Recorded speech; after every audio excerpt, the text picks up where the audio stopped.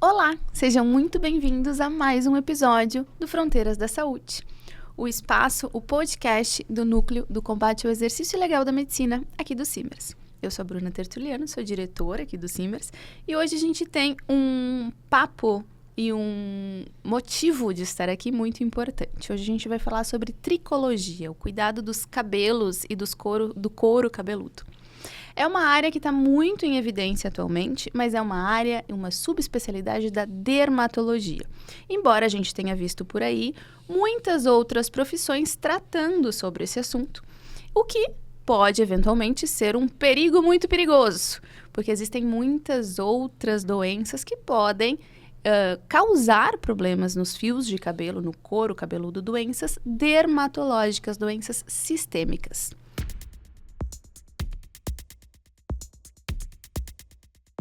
E para falar sobre isso, ninguém melhor que a minha companheira de bancada, que hoje está do outro lado, doutora Mônica Berg, dermatologista, especialista no assunto e diretora aqui do Simers. Muito obrigada por ter vindo hoje. Muito obrigada pelo convite.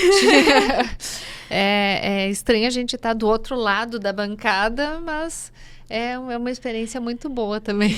Nada melhor do que você, ninguém melhor do que você hoje para falar sobre isso. É um assunto que traz riscos para a sociedade. A gente precisa falar sobre ele. Vamos começar? Vamos lá.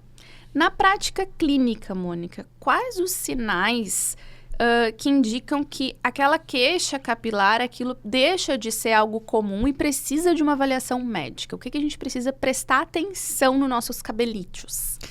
Eu vou começar até um pouquinho antes, tá? Vou puxar um pouquinho para trás. Vamos falar um pouquinho sobre o que é a tricologia em si. Ah, sim. Né? Eu acho que começar esclarecendo bem direitinho o que é isso.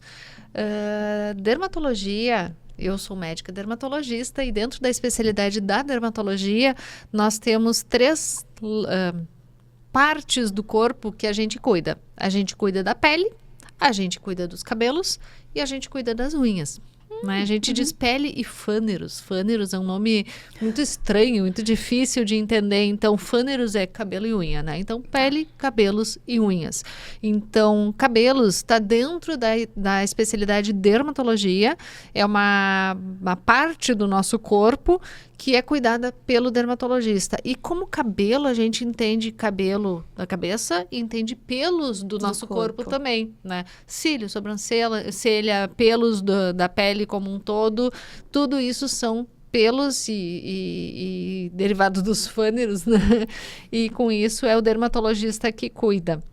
E daí a gente tem uma situação em que é uma área tratada pelo dermatologista, cuidada pelo dermatologista, mas nem sempre olhada pelo dermatologista. Sim. Né? Então, quando que isto é algo importante para ir a um dermatologista?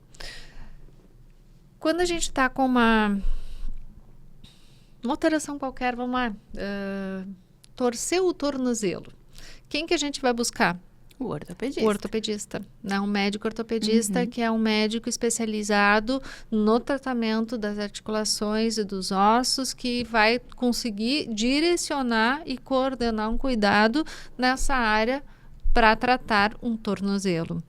Quando a gente está com uma alteração nos cabelos, seja uma queda capilar, seja um cabelo que se tornou um cabelo opaco, xoxo, sem graça, diminuiu o volume de cabelo, mudou de cor daqui a pouco, né? Quem que a gente tem que buscar? É o médico dermatologista, porque é o dermatologista que tem todo o conhecimento, estudou durante pelo menos 3 anos direcionado Só aos pra cabelos, isso. né? Pele, cabelos e unhas, mas 3 anos direcionado, fora todo o restante da sua formação, né? Da formação enquanto médico, enquanto clínico geral primeiro, para depois se tornar um dermatologista.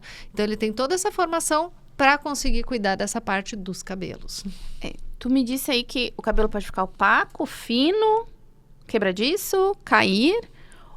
Existem fases da vida que isso é até comum, mas quando que é perigoso? Perfeito. Comum Não é. Né? Vamos dizer assim, Pode com ser que o seja. envelhecimento, o cabelo se torna mais afinado, mais opaco, isso é normal, é uma questão do envelhecimento, mas não é porque é uma questão do envelhecimento que ele precisa ficar assim. Assim como existe um rejuvenescimento da pele, existe um rejuvenescimento dos cabelos também, né? Existem tratamentos para a gente conseguir manter a qualidade e a saúde desse fio. Mas mais do que isso, tem fases da vida que a gente pode sim ter alguma deficiência e com isso ter uma alteração nos cabelos. Por exemplo, uma criança, quando ela está num nível de nutrição adequado, ela tem um desenvolvimento do corpo como um todo de uma forma adequada. Se ela tem uma atividade física adequada, se ela tem uma alimentação adequada, se ela ingere bastante água, se ela está dentro de um normal, vamos dizer assim, ela vai ter um desenvolvimento adequado como um corpo todo. E se ela tem alguma deficiência nutricional, principalmente, pode refletir no cabelo. O cabelo da criança pode se tornar um cabelo muito claro, ele perde cor. Né? Ele fica um cabelo meio loirinho até, uma coisa meio xoxinha, né? Eu uso muito esse termo porque ele reflete muito quando o cabelo não está num nível de saúde adequado. Então, na criança a gente observa isso. No adulto, na mulher, principalmente, época de gestação, né? Pós-parto, a gente habitualmente tem uma queda de cabelo, ela é programada, né? Ela não é uma doença, ela é uma queda programada, faz parte de toda a evolução hormonal desse período, né? Então, tem cuidados e tratamentos para reverter isso e principalmente para resgatar esse cabelo, com certeza. E daí, durante a evolução de toda a vida, alterações nos cabelos podem acompanhar doenças sistêmicas também. Isso que eu ia perguntar. Tem algumas doenças crônicas, principalmente as metabólicas, né? Aquelas que têm algum tipo de restrição energética, vamos dizer assim. Por isso que tem que ir no médico. Por isso que tem que ir no médico, exatamente isso. Então, quando a gente fala em queda de cabelo, precisa fazer exames também. A gente precisa entender onde está o X da questão, né? Onde está a chave para a gente voltar à normalidade, né? Tem que entender aonde está tudo isso daí. E por isso a importância de ser um médico para cuidar das alterações dos cabelos. E falando em queda de cabelo, qual o erro mais comum que tu vê as pessoas cometerem, assim, de tratamentos que deveriam ou não deveriam fazer, de tentativas para tratar aquilo ali que está errado? A gente vê hoje uma situação bem... Estava comentando antes e vou falar agora também. A gente começa a buscar assuntos na internet, né? Assuntos de cabelo, começa a pipocar propaganda de tudo e mais um pouco, né? Então, tem a modinha do óleo não sei das quantas, tem a modinha da escova não sei das quantas, tem a modinha do tratamento capilar de não sei do que. Então, todas essas modinhas, tem algumas que fazem sentido, realmente tem, mas a grande maioria não. Né? E quem é que vai poder te dizer se faz sentido ou se não faz sentido é quem está te avaliando como um todo. Né? Então, qual que é o grande risco, o grande problema disso? É a gente cair numa modinha que não vai trazer nada, né? Malefício, algum grande problema é mais no postergar o tratamento, né? No dificultar a solução do problema. Quanto mais a gente deixar avançar, talvez a gente não vai conseguir recuperar tudo que a gente conseguiria se fosse identificado de uma forma bem precoce. E em relação à queda de cabelo, tem algum mito comum que tu vê bastante no consultório, assim, e algum mito que de repente atrapalha o diagnóstico, ou isso que tu acabou de falar, atrasa o tratamento? Não existem muitos mitos mesmo, né? Existe uma ciência popular bastante grande em relação a isso, que é uma ciência consciente, né? Não dá pra gente dizer que não, né? Mas geralmente se associa a queda de cabelo a algum problema que aconteceu. E é uma verdade, né? Agora tem que entender o que foi esse problema e que ordem, né, de problema que pode ter acontecido para conseguir organizar esse caminhar para conseguir resgatar os cabelos. Por exemplo, é um problema que aconteceu, isso é uma coisa muito ampla, né? Muito genérica, né? É uma dificuldade emocional que a pessoa teve. Isso pode trazer uma queda de cabelo? Pode trazer uma queda de cabelo. Enquanto ela não organizar isso, essa situação hormonal, ela pode consequentemente e sequencialmente continuar nessa queda de cabelo e nesse afinamento, né? Agora uma desordem nutricional, uma pessoa que está fazendo uma restrição nutricional. Vamos para o momento atual, emagrecimento que se busca o tempo inteiro, às custas de qualquer coisa, né? Sim. As famosas canetinhas, né? As canetinhas, elas provocam queda de cabelo. Existem vários estudos mostrando que sim, elas provocam queda de cabelo, né? Elas provocam por quê? Por restrição nutricional. No momento que o nosso corpo recebe menos metabólitos, desculpa, no momento que ele recebe menos nutrientes do que ele deveria, ele vai resgatar esse nutriente, vai reservar esse nutriente para as funções essenciais do corpo. É muito importante que a gente tenha uma nutrição adequada para o funcionamento adequado dos rins, do coração, do cérebro. A energia, ela precisa estar toda ali. Faltou um pouquinho de energia, quem é que vai sofrer? Cabelo. Quem não é tão importante assim. O cabelo não é tão importante assim para uma vida. Né? Então, para manutenção da vida, ter ou não ter cabelo não é um impeditivo, né? Agora, cabelo traz um bem-estar, cabelo traz uma qualidade de vida, cabelo traz uma beleza, né? Beleza. Vamos falar que a gente gosta de um cabelo bonito. Tá, então quer dizer que cortar o cabelo na lua nova não faz o cabelo ficar bonito, parar de cair e ter brilho. Daí a gente tem várias situações. O que faz a doutora Mônica. Pois então, voltando de novo para o termo tricologia, né? Então, não, tô brincando, deixa eu te perguntar. Não, mas eu acho que vale a pena a gente falar um pouquinho sobre isso. Então, voltando um pouquinho para o termo tricologia de novo, tricologia é o estudo do cabelo, o estudo do fio em si. Não é da lua. Só que esse estudo já mostrou que a lua e gravidade e coisa pode ter uma influência, sim. Verdade. Né? Então, quem é um grande estudioso disso é o cabeleireiro. Né? Então, é um tipo de profissional que também está envolvido nisso e pode ter alguma influência? Pode ter. Qual a comprovação científica disso? Eu vou deixar a desejar, porque eu não tenho essa comprovação aqui comigo, né? Mas eu vou te dizer que tem. Tá. E falando nisso, então, onde é que de outros profissionais envolvidos no tratamento do cabelo e couro cabeludo, aonde começa o ato médico? Aonde entra a doutora Mônica? Onde está o ato médico no cuidado do cabelo? O cabelo, ele precisa ser cuidado pelo médico no momento que este cabelo está refletindo uma questão de saúde. Né? Então, a pessoa está com uma deficiência nutricional, ela está com uma queda de cabelo. Tá, mas quem veio primeiro? Veio a deficiência nutricional ou veio a queda de cabelo? Provavelmente quem se mostrou primeiro foi a queda de cabelo. Então, estou com uma queda de cabelo importante, busca o médico dermatologista, busca a doutora Mônica, busca o médico dermatologista para avaliar qual é a causa dessa queda de cabelo. Né?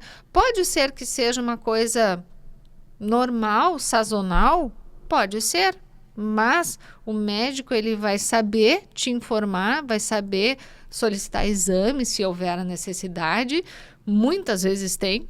A maioria das vezes tem a necessidade da solicitação de exames, né, e a avaliação desses resultados. Não adianta a gente solicitar um exame e tá lá o negócio, parece que tá normalzinho o número de acordo com aquele laudo que o laboratório deu. Ler um número, ler um laudo de laboratório, muitas vezes é simples. Agora, fazer a correlação daquele número com o que está acontecendo paciente. de verdade, a gente tem que ver a saúde desse paciente como um todo. E por isso o médico é importante. E quais práticas em relação a isso hoje são, assim, banalizadas e não deveriam ser, porque na verdade exigem o conhecimento médico ou o ato médico?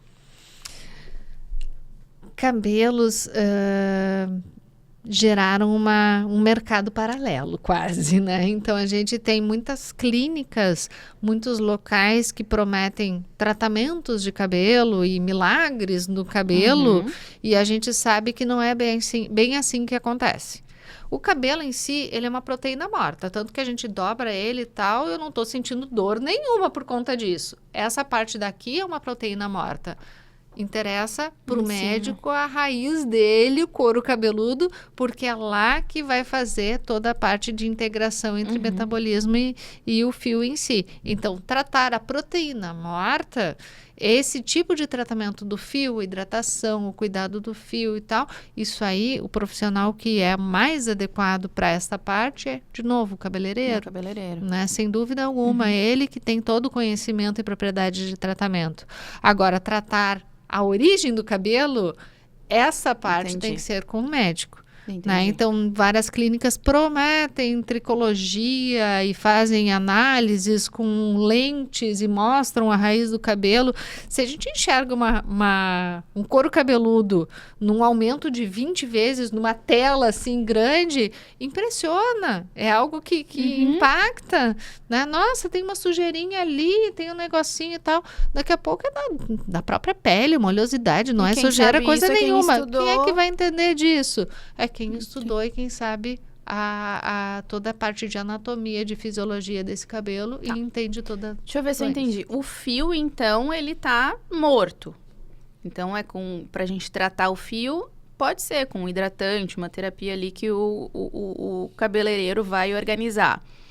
Mas o couro cabeludo, então, a gente tem que pensar também em algo sistêmico, em como esse fio vai crescer. Por isso que precisa o médico. Exatamente. A gente tem lá no couro cabeludo um negocinho chamado folículo piloso, que é a caminha da origem do fio. Né? Então, lá no folículo é que vai se originar todo o fio. E esse folículo tem que estar bem saudável, bem organizado, sem nenhuma inflamação, sem nenhuma infecção, sem nada alterando a parte fisiológica dele, para ele conseguir criar um cabelo numa espessura adequada, num comprimento adequado, num crescimento adequado e numa qualidade do fio adequada. E se houver uma falta de vitamina, uma alteração hormonal, alguma coisa assim, é o folículo que não vai conseguir se desenvolver adequadamente. Tá aí o X da questão. Exatamente isso. A gente precisa dar condições para aquela caminha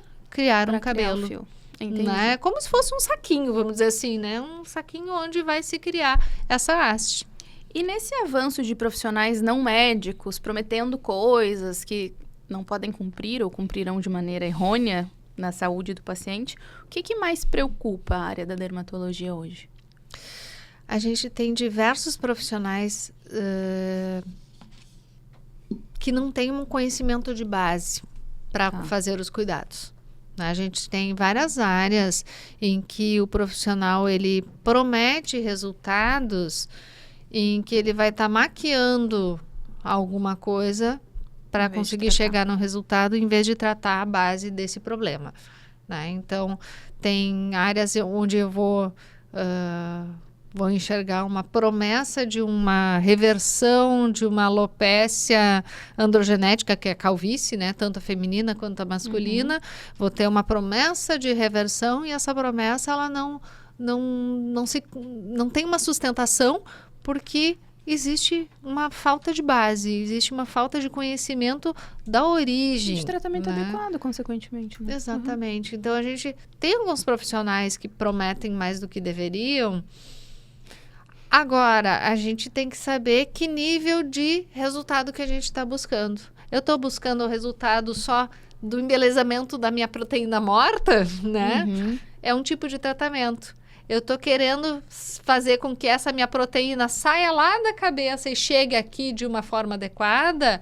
é outro nível de tratamento. E quais as consequências mais graves que podem acontecer com o paciente se ele procurar as mãos erradas para esse tipo de tratamento? A principal consequência é a demora no tratamento adequado. Tá. Né? A gente conseguir identificar algum problema de saúde e esse problema de saúde estar causando alguma alteração nos cabelos. Então, essa demora pode postergar demais um tratamento. Vamos voltar de novo para a alopecia androgenética, a calvície. Eu tenho diversos pacientes que eu trato nessa área da calvície e que a gente consegue excelentes resultados organizando toda a parte hormonal, organizando toda a parte nutricional, a parte de circulação, vascularização, para conseguir ter um desenvolvimento do cabelo. A calvície, ela é uma situação que é genética e que ela é hormonal também, mas ela tem a parte genética junto. Então, precisa de um cuidado constante para a gente chegar lá. Né? E ela é progressiva? Então, se o paciente chegar antes, as chances de melhora são... Exatamente isso. Então, a parte genética, ela está lá. Isso aí a pessoa não vai perder. Né? Agora, quanto antes ela iniciar o tratamento, maior a chance dela permanecer com os cabelos saudáveis, numa espessura adequada. Né? O grande problema da alopecia androgenética é um afinamento do cabelo. A gente chama de miniaturização dos fios. Então, os fios vão ficando pequenininhos, até o momento que daqui a pouco eles somem. Eles viram uma cicatriz, né? No momento que eu não tenho mais o fio lá, eu não tenho onde agir. E aí, o momento de agir tem que ser antes esse fio, disso. Por isso, tem que antecipar esse cuidado. Né? A gente tem que identificar esse cuidado quanto antes para a gente conseguir ter um resultado adequado. Tá. Existem outras doenças que podem causar alopecia, tipo uma dermatite, alguma coisa assim? Também existem. Por exemplo, a própria... Vamos lá, dermatite atópica da criança, né? Crianças que têm a parte alérgica, muitas vezes elas têm o couro cabeludo acometido. E quando esse couro cabeludo está com essa alteração de dermatite atópica, o cabelo ele pode estar mais fino também, não está conseguindo ser desenvolvido. Né? Tem áreas onde ele pode estar sem cabelo, daí a gente tem uma alopecia areata. Né? A alopecia areata, aquelas bolinhas, né? Aquelas áreas, um carequinha de bolinha. Então, essa alopecia areata, ela habitualmente está associada a alguma outra doença de base também, ela é inflamatória. Outra coisa que se demorar para tratar pode se tornar irreversível. Essa aí, habitualmente, ela é reversível. Existem excelentes tratamentos atualmente. Né? Só que ela tem um componente... da pessoa, então a pessoa pode ter recorrência da doença, né? Então esse controle depende do médico, depende de um cuidado bem importante para a gente ter esse controle a longo prazo. E as bolinhas, às vezes, elas são infecções. Daí a gente tem a parte de algum fungo ali no couro cabeludo que também faz bolinhas. Então, de novo, a importância do médico identificar qual que é o problema que está acontecendo. Do médico e só o médico, né? Esse é o ponto principal. Tá. E além do impacto físico, né? Por exemplo, de uma dermatite mais extensa, ou dessas bolinhas, ou da calvície. Tem muito impacto emocional nos pacientes? A saúde emocional, ela é refletida no cabelo na forma de queda de cabelo, tudo que a gente falou aqui, de afinamento desse cabelo e de enxochamento do cabelo. Eu adorei isso, enxochamento. Então, o cabelo fica mais opaco, o cabelo ele perde parece que ele, assim como a pessoa perdeu alguma qualidade na parte emocional, o cabelo perdeu essa qualidade também, ficou triste. Né? Existe uma depressão dos cabelos, não isso. Mas a gente nota que a saúde emocional, ela tem uma correlação bastante importante também. Né? A gente tem essa ligação do cabelo em relação ao corpo como um todo. O corpo ele tem que estar numa homeostase, ele tem que estar equilibrado para a gente poder ter uma qualidade dos fios adequada. Faz todo sentido. E tá, a pessoa tá lá, tá com algum problema no couro cabeludo, fio de cabelo, enfim, procurou um profissional. Vamos supor que não seja médico, mas ele também não sabe, né, se tá certo ou tá errado. O que ele precisa observar para ver se esse profissional tá indo na linha certa, se é o que ele de fato precisa? Qual é a dica que fica para esse paciente, ou provável paciente, de ele não cair numa furada? O mais importante para ele não entrar em nenhuma furada e não cair numa furada é ele identificar a gravidade do que está acontecendo com ele. Né? Então, assim, tem uma queda de cabelo que ela está bastante importante e eu fui aqui no meu vizinho, me deu um chazinho para eu tomar e me deu uma essência de sei lá o que para eu passar, fazer alguma coisa no meu cabelo, e eu não estou notando diferença nenhuma. Muito pelo contrário, está me dando até uma coceira, está me dando até uma reação, alguma coisa. Então, ali está a importância do cuidado do médico ali por trás. Né? Então, assim, é para o embelezamento do fio, tudo bem, beleza. Agora, é uma queda de cabelo, é um cabelo mais afinado, é alguma deficiência de qualidade do fio e tal. Procura o médico, procura o dermatologista para fazer esse tratamento, para fazer esse diagnóstico, né? Saber o que está acontecendo antes de fazer qualquer tratamento. A gente precisa diagnosticar para a gente identificar o que a gente vai tratar. E tem cabeleireiro que te indica paciente? Tem. Assim como eu indico pacientes que devam ir a um cabeleireiro também. A parte do embelezamento é uma do fronteira, fio, então, da saúde. Exato. A parte do embelezamento do fio é o cabeleireiro que vai trazer. Né? Eu vou dar toda a dica, vou dar toda a parte de embasamento desse crescimento do fio, do desenvolvimento, da qualidade dele, da saúde do fio, só que o embelezamento tá com o cabeleireiro. Entendi. E essa parceria, eu acho ela muito legal de acontecer, e ela acontece sim, viu? Legal. O meu cabeleireiro nunca me mandou pra dermato. A minha dermato já. É interessante. Cabeleireiros, eles são grandes parceiros cabeleireiros, manicures, pedicures, são grandes parceiros da dermatologia por conta de identificar algumas alterações que no dia a dia a gente não consegue identificar. Né? Então, assim, viu um sinalzinho lá no meio dos cabelos e tal, e vai pro dermatologista. Me conta uma coisa, Mônica, estamos chegando ao final. Eu aprendi muito aqui. Embora eu tenha uma ótima dermatologista que cuide dos meus cabelos, eu aprendi muito aqui hoje. Dicas para as pessoas. Tem alguma? Dicas para as pessoas. Não acreditem no algoritmo do Instagram.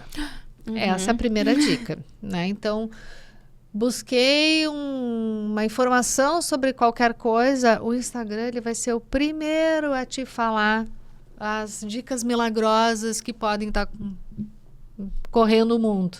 Né? Então, não acredite numa informação de internet. Busque a fonte adequada. Onde é uma fonte adequada? Busque uma instituição adequada, um profissional adequado. Dentro da dermatologia, a gente tem a Sociedade Brasileira de Dermatologia, onde no site da SBD, né, da Sociedade Brasileira de Dermatologia, a gente tem diversas informações sobre cabelo. Né? E para saber se o profissional que eu estou buscando é um médico, o Conselho Regional de Medicina vai te dizer se essa pessoa é um médico e se esse médico tem a formação em dermatologia. As duas informações vão estar lá no site do Conselho Regional de Medicina. Né? Então, é uma situação de tratamento dos cabelos, médico dermatologista é o profissional adequado para ser buscado. Ótimo. E aqui no nosso podcast, a gente fala muito sobre informações de saúde, conteúdos de saúde, mas a gente também pensa num conteúdo um pouquinho mais cultural. E a gente sempre pergunta para os nossos convidados, hoje é você que está do outro lado da bancada, uma dica de livro que tem a ver com a tua trajetória, que tem a ver com o assunto, ou que tu simplesmente acredita que as pessoas precisam ler. Pois então, estava escolhendo qual livro, né? Eu tento ler bastante, e não só medicina, tento ler bastante fora da medicina também. E acho importante isso para a gente não ficar fixo só numa área, a gente ter conhecimento de várias áreas. Um pouquinho de cada coisa, né? pouquinho de cada coisa. E nos últimos anos eu tive um contato bastante grande com parte de filosofia, de uma coisa diferente assim. E dentro disso eu trago um livro que eu achei pequenininho até, que eu achei bem importante, que é o livro Os Quatro Compromissos, de Dom Miguel Ruiz. Esse livro, ele traz como se fosse um código de conduta, vamos dizer assim, né? Ele te dá dicas e orientações sobre filosofia, sobre sabedoria tolteca, né? E essa sabedoria, ela diz o quê? Ela te guia em 4 preceitos de vida. Ser impecável com a sua palavra, né? Isso é falar realmente aquilo que a gente tem que falar, não falar meias verdades, meias mentiras também, né? Mas ser impecável com a sua palavra, não levar nada para o lado pessoal, é outra coisa importante, né? Para a gente ter uma qualidade de vida também, né?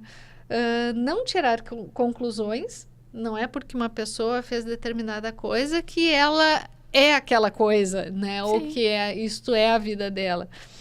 E sempre dar o melhor de si, sempre proporcionar ao outro o melhor de si. Eu acho um livro que me impactou, eu achei bem interessante, e é esse livro que eu deixo aqui. Os 4 Compromissos de Dom Miguel Ruiz. 4 Compromissos, doutora Mônica, também é cultura. Vamos lá então, muito obrigada, Mônica. Foi um papo muito interessante, eu aprendi muito aqui, eu acho que todo mundo que assistiu também aprendeu muito. E a gente fica assim pensando, né? Eu tenho que cuidar mais. Será? Tem que procurar ajuda profissional sempre. Que oportunidade ótima de estar do lado de cá. É muito legal a gente poder falar coisas que do lado de lá a gente não consegue às vezes. A gente é tão relevante, tão importante, A gente quer não quer influenciar a conversa que está acontecendo, né? Então, nessa parte dos cabelos, o médico dermatologista, e poder expor o que a gente também está buscando em relação ao trabalho, né? Então, achei muito importante para a segurança do paciente. Bem importante. Essa é uma área da dermatologia que realmente tem diversas... nem falamos aqui sobre transplante de cabelo, sobre outras coisas, procedimentos cirúrgicos que mais ainda são importantes serem realizados por médicos e especialistas na área. Sim. Né? Então, obrigada pela oportunidade de estar aqui. Obrigada a você. E terminamos então mais um episódio de Fronteiras da Saúde. Continue nos acompanhando pela rede do Simers, Instagram, YouTube e Spotify.